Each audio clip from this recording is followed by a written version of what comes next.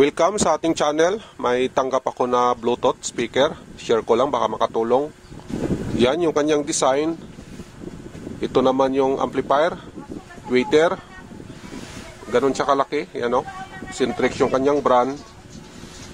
Nasa likod naman yung speaker nito. Ayan o. Wala daw power to, sabi na may-ari. Ang gawin natin, try natin isaksak bago natin buksan. Lagyan ko lang ng saksakan. Plug in natin dito sa outlet. Yan, may power na tayo na 229 volts, 60 Hz. Ayan o. Yung unit, naka-on naman yung switch nito. Wala siyang red indicator. Ibig sabihin, may problema sa power. Pero hindi pa natin sigurado. Try tayo dito sa kabila. Bunutin ko lang muna. Tanggalin ko lang to. Try natin dito sa DC supply. Supplyan natin siya ng 12 volts. Pwede naman siya hanggang 24 volts. Subukan natin kung aandar. Make sure lang na tama yung polarity. May nakasulat naman dito. Sundan lang natin. Yung kanyang positive nasa gitna, ang negative naman nasa gilid. DC supply kasi ito, make sure lang na masunod natin yung polarity pag halimbawa na nag-inject tayo ng DC supply. Kasi ang DC supply, may polarity talaga yan. Yan talaga yung titingnan natin pag nag-i-inject tayo ng DC supply. Titingnan natin yung unit, kung ano yung kanyang polarity. Ganon din yung gawin natin doon sa supply natin na tatama doon sa requirement na polarity ng unit. Ang ibig sabihin ng polarity, mayroon siyang negative line, mayroon siyang positive line. Ang kanyang positive line, ang coding noon, kulay red. Ang coding naman ng negative line niya, black naman yon. Di kagaya dito sa AC input niya, okay lang magbaliktad. Pagdating sa DC volt, kailangan talaga sundin natin yung polarity. Check natin ang supply. Galing ito sa buck converter. Set natin yung ating multimeter sa DC volt. Naka DC volt na yan. Lagay natin dito yung negative line, positive line natin sa gitna. Yan yung ating supply, 15 volt. Tama naman ang polarity nito para sa unit. Pwede na ito kasi ang nakalagay naman dito sa guide 12 to 24 volt. Ibig sabihin yung 15 volt na i-inject natin, pwede na ito. Try natin sa DC supply dito. Ayan, nagkaroon siya ng red indicator. Nabuhay yung unit. Ibig sabihin, okay yung kanyang secondary. Ang primary kasi natin, dito galing sa AC. Papasok siya ng secondary. Yung naka-indicate dito na 12 to 24 volts, secondary niya kasi yan. Nag-direct tayo sa secondary, nag-inject tayo ng DC supply, nabuhay yung unit. Ang ibig sabihin, may problema yung primary. Yung galing sa saksakan. Pag nagsaksak tayo, dadaan ng primary bago pupunta ng secondary. Ang naging problema, yung kanyang primary. Pwede na natin ito buksan. Alam na natin yung gagawin natin. Buksan ko lang. Yan yung setup ng Bluetooth speaker na to. Ito yung kanyang primary. Secondary dito sa kabila. Amplifier section naman to dito. Decoder section din to dito. Ang focus natin dito tayo sa kanyang primary. Kasi nga yung secondary nito, nung nag-inject tayo ng 15 volt, okay naman. Buhay naman yung unit. Okay naman yung kanyang decoder. Okay naman itong amplifier. Kasi nga nagkaroon naman ng audio kanina nung pag-testing natin. Ang gagawin natin, focus lang tayo dito sa kanyang primary. Check natin una itong kanyang capacitor na 400 volts. Yung ating multimeter, set lang natin sa diode mode. Ayan, naka-diode mode tayo. Sukatan natin dito sa likuran. Yan yung kanyang forward na reading. Reverse natin. Wala siyang reverse. Ibig sabihin wala siyang shorted. Ang gawin natin, try natin isaksak kasi nga wala namang short ito. Pwede natin isasaksak.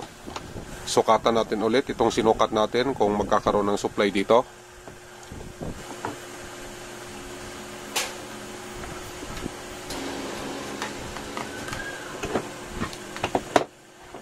On ko lang. May power na tayo. Set natin sa DC volt yan. Sukatan natin yung sinukat natin kanina kung nagkakaroon ng supply. Mayroon namang supply 313 volt. Pagka may reading tayo dito, ang ibig sabihin, okay yung ating AC input galing dito sa saksakan. Kasi nga nakakarating yung supply dito sa kanyang 400 volts. Ayan, mayroon tayong supply.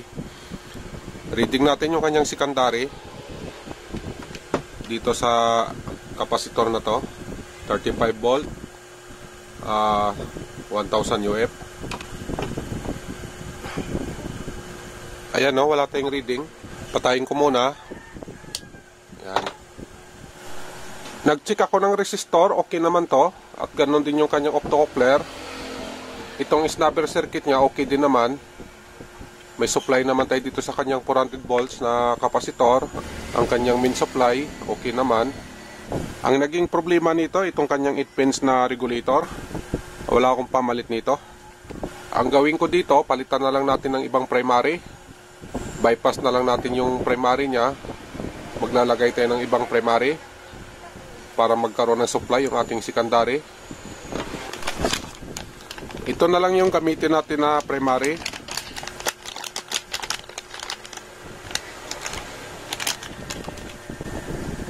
Yan, 1.5 ampere to. Kaya na to. Na-set up ko na yung primary. Ganito na yung kanyang kinalabasan.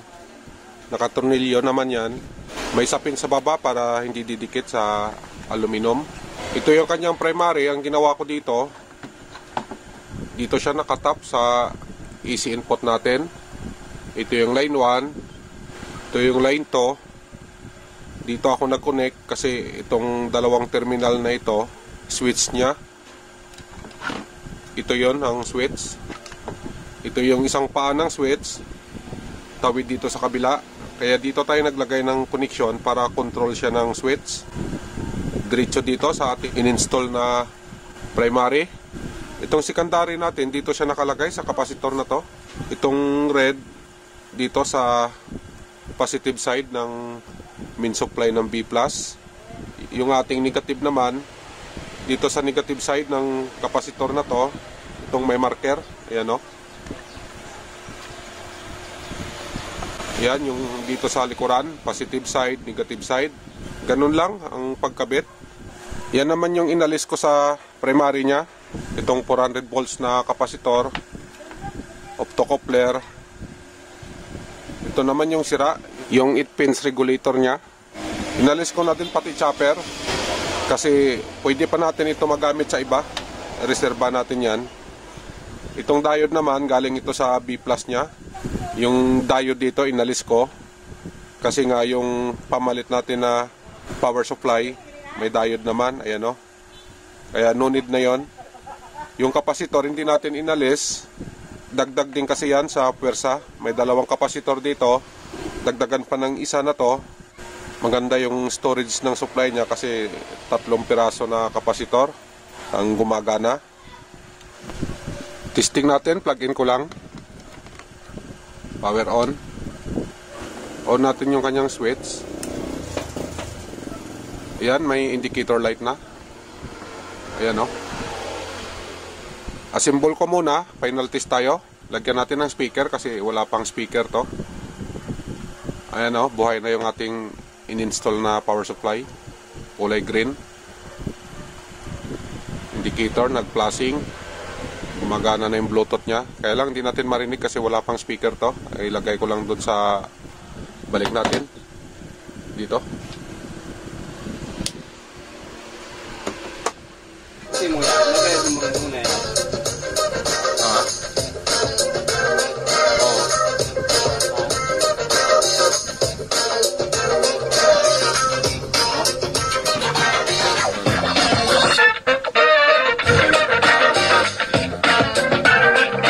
Ko na kasi connected yung phone natin. Okay naman yung unit, nagawa rin natin. Yun lang naman ang naging problema niya, yung kanyang primary supply. Ang ginawa natin, DIY na lang tayo para magawa natin agad kasi wala tayong pamalit na parts. Okay na ito, hanggang dito lang tayo. Kung nakabinipit kayo, pahingi na lang din ng like at saka subscribe. Pasupport na lang. Mag-iingat kayo lagi. God bless. Bye-bye.